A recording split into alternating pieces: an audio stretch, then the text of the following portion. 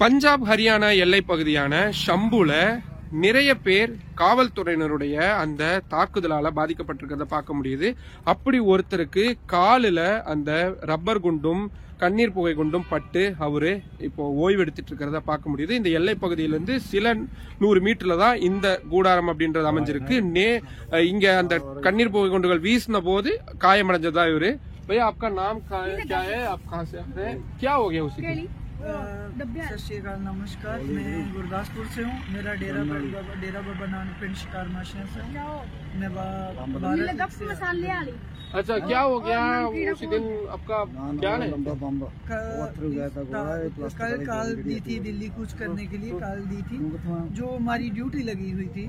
जैसे ड्यूटी लगते लगते जो आगे सौवन बातचीत करने के लिए गए, उससे बातचीत करते करते हमको उधर बचाते बचाते चोट खाई, बुजुर्गों को गोली रबड़ वाली लगी, उसमें ब्लास्ट किया।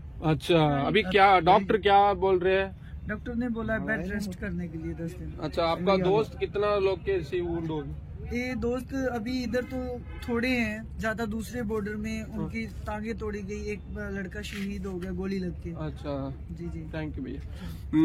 உண்மையுமே இங்க இருக்கக்கூடியவங்களுக்கு இப்படியான பாதிப்புகள் ஏற்பட்டிருக்கிறத நம்மளால நேரடியாகவே பார்க்க முடியுது.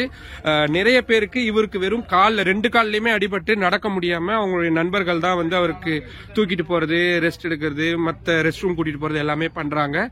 நிறைய பேருக்கு உடம்புகள்ல காயம் ஏற்பட்டிருக்கு, கண்ணுல காயம் ஏற்பட்டிருக்கு, கழுத்து பகுதிகளில் காயம் ஏற்பட்டிருக்கு.